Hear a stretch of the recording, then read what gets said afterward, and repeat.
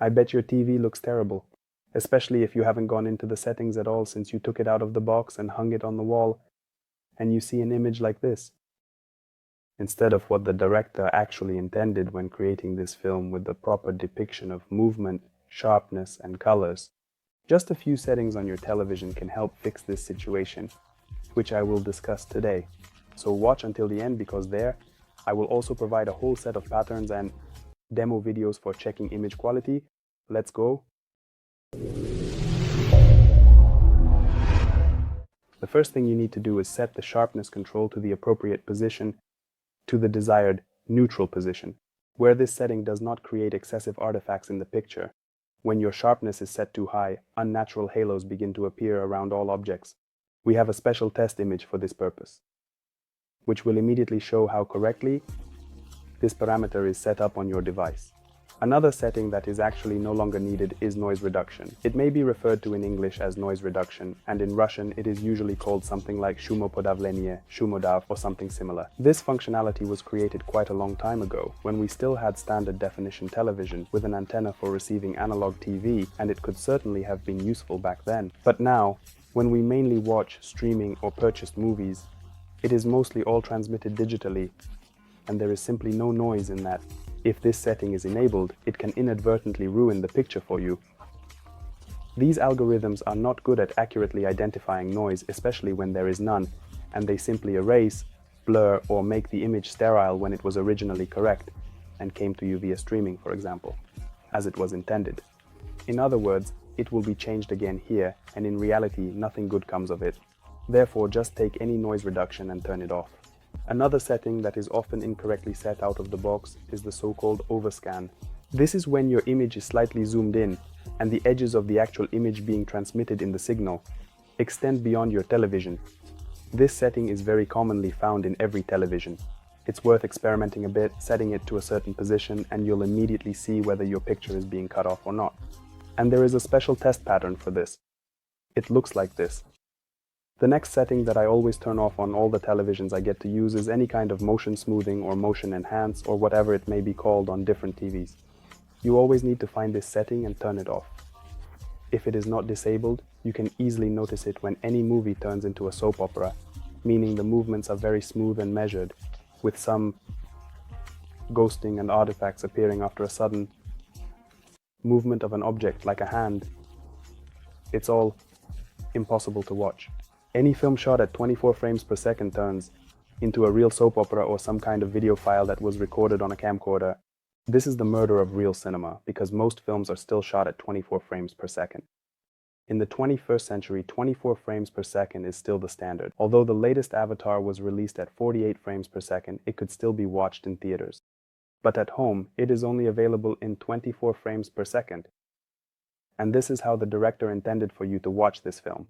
So this setting must be turned off. What does it actually do? It analyzes your content and inserts artificial intermediate frames between the real ones that were originally in the content. Thus, it supposedly adds smoothness, and supposedly this image is more pleasant to watch. But in reality, this ruins the entire vision of the director. So turn off that smoothing feature, find it in the manual if you couldn't locate it in the menu, and make sure to disable it. Well, at least set it to the absolute minimum mode. Sometimes these systems have a gradation from the very minimum, for example, 3 steps up to the maximum. And why else would they implement smoothing? Motion smoothing was created for people who enjoy smoother motion. Occasionally in films, during camera panning, there can be some stutter or jerking of the image. It works very well in sports, where there was a lack of clarity in motion transmission. For example, when a ball is thrown or a puck is flying, this can have a positive effect. What is great is that movie content and TV content are filmed at an increased frame rate. For sports, the standard is generally a reduced resolution, such as 720p, but at 60 frames per second. Then it's better to watch baseball or American football. This is common in America. We don't have that here. But in televisions, they built this function to take any content and make it smoother, and to track certain things. Well, who likes that? This is not what the director intended, but rather a welcoming. The next setting that will bring the picture on the television closer to perfection, to the creator's vision, is the correct color temperature. Most often, especially if you love a bright picture, if you have a lot of daylight in the room, for example, you turn on the TV in the brightest mode. The color on your screen is clearly leaning towards blue, making it incorrect. This means that everything displayed on the television in terms of color is inaccurate.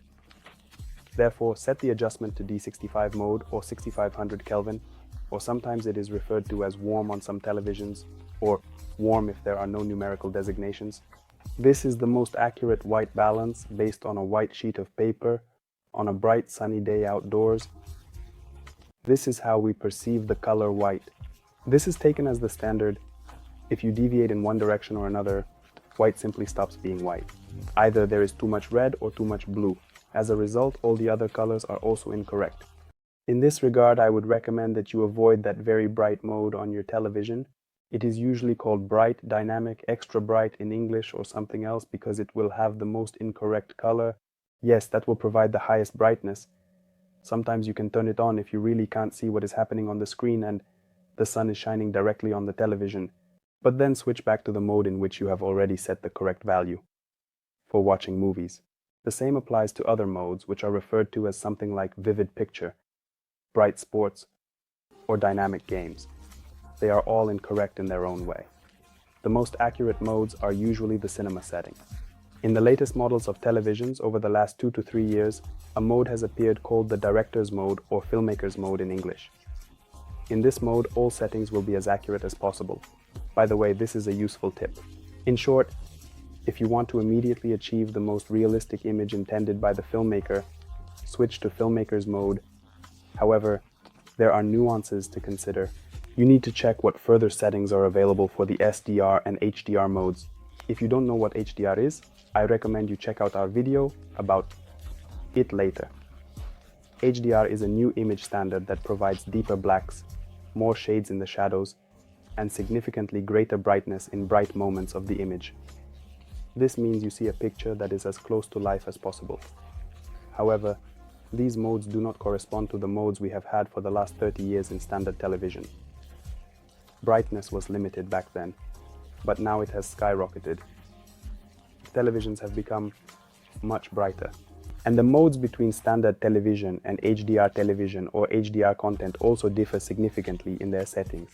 Therefore, it is extremely important to properly adjust your television for content in the old format and for content in the new format. And if you have only set one specific mode, when switching to a format like HDR, you will have to make all the same adjustments again that I mentioned in this video. Even in filmmaker's mode, you need to check settings like screen brightness, especially if we are talking about an OLED TV where the maximum value may not be set, and there may be other enhancements enabled, such as dynamic contrast.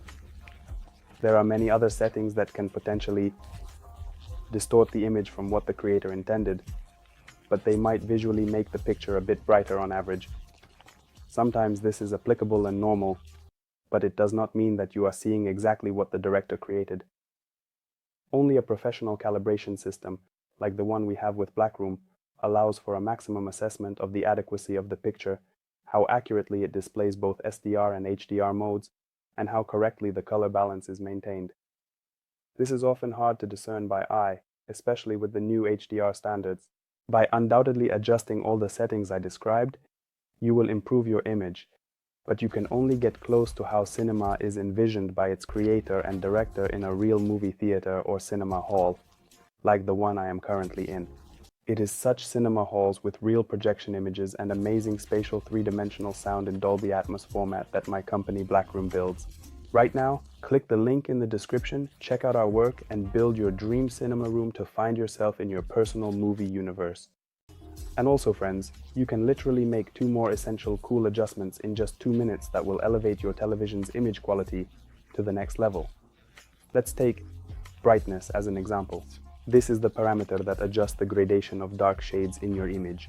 To set it up, you need a pattern like this, in which you will turn the brightness knob back and forth a little, so that certain squares become visible while others completely disappear and blend in with the black background. You will need to do roughly the same things for bright images, which involves adjusting the contrast. The same applies in HDR mode. However, different patterns are used there, and I will gladly send you all these pictures and test patterns directly in Telegram, and I will also add some video clips there for you to enjoy. You just need to go to our Telegram channel via the link in the description, find the special post dedicated to this video, and write in the comments, "I want Anton's patterns." Like this video if you found it interesting, useful, and informative. This was Anton, the founder of Blackroom. Be sure to subscribe to the Blackroom channel if you are interested in home cinema, home theaters, televisions, projectors, and immersive sound. Here we talk about everything related to home theaters and cinema rooms. Be sure to see you in the new videos. Goodbye, everyone.